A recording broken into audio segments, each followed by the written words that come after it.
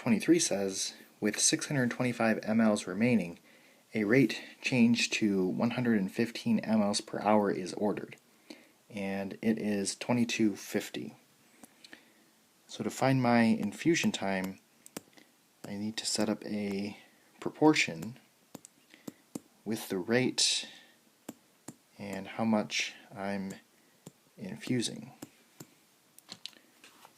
And if we solve that,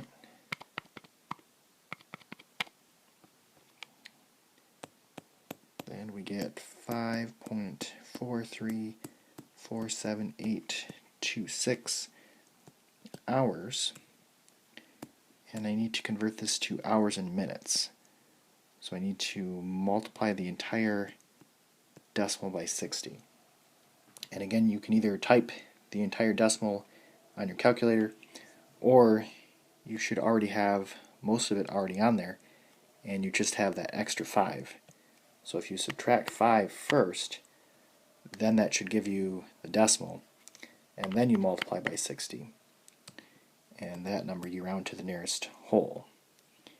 So this is 5 hours and 26 minutes.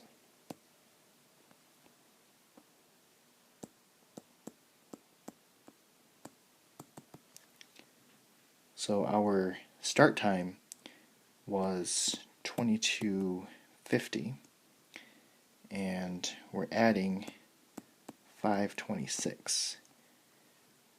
So that's going to be 76 in the minutes column, 27 in the hours column.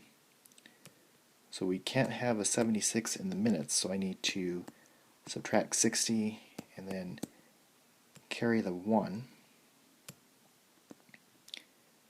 which is going to give us 28 and 16. And then in the 24-hour clock, we cannot have 28, so I need to subtract 24, which is going to get me 0416. So 0416 is going to be our completion time.